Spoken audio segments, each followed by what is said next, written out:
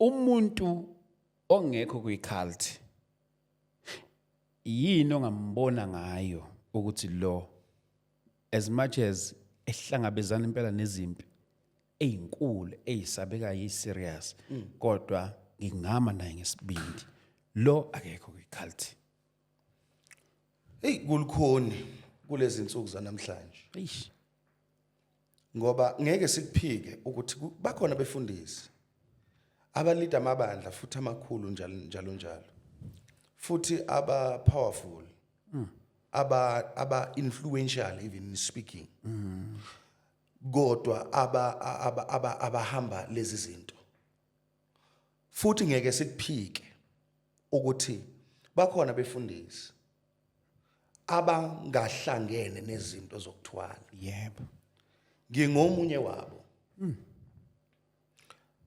Njengoba ngila ngikhuluma iqiniso ngikuKristu. Yebo. Akukho nyanga, akho mthakathi, akho sangoma. Akho lutho. Ongaclaima ukuthi engiyikho ngikuthole because of inyanga ethile. Ingakho ngithe makusha imoto ngathi mina umuntu usangasho nje omunye athi hayi kufanele nisukume nibheke ngoba kunjani nama idlozi ngithi mina ngiqala nje ukusindiswa ngisukela ngimncane ngisindiswe I was still young. Angiyazi into ezinyanga angiyazi into yamadlozi angiyazi into ukuthi kukhonzwa njani ukube ngaqala emadlozini bengiyothi mhlawumbe amadlozi saclaim into zawo. Manje ke konke nginakho ngikunikeza uNkulunkulu. Everything I have ngikunikeza uNkulunkulu. So ke bese ngisho into ethi iqiniso lithi bonke abantu kulesi sikhathi abasamthemba umuntu ongumfundisi. Eish. And sishumayela esikhathini esimbi la khona abafowethu abanye kade belishumayela ivangeli kaKristu bejika manje beshumayela enye into okungesiyo.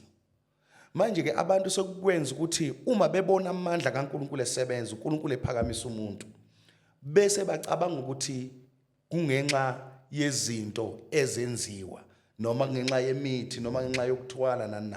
Kodwa ngicela uqinisekisa nansi into. Yebo. uNkulunkulu umnikazi wengcebo. Yes. Umnikazi wegolide nesiliva. Yes. And uNkulunkulu uyena okhulume into ye prosperity ukuthi ufuna siphumelele. And sizophumelela uma uzogcina ama principles. uNkulunkulu ama principles. Uthe manilalela nokulalela nokudla okuhle kwezo. Not ezulwini nokudla okuhle kwezo kala ezulwini. Ukuthi indlela ivangeli elifike ngayo lashunyelwa ngayo sashuma noma ugqoka amanikiniki ikhona ingubo. So uma kunomfundisi esengazathi uNkulunkulu uyambusisa uyamaphakamisa abantu they think ukuthwala. Why ethwala kangaka vele manje these days?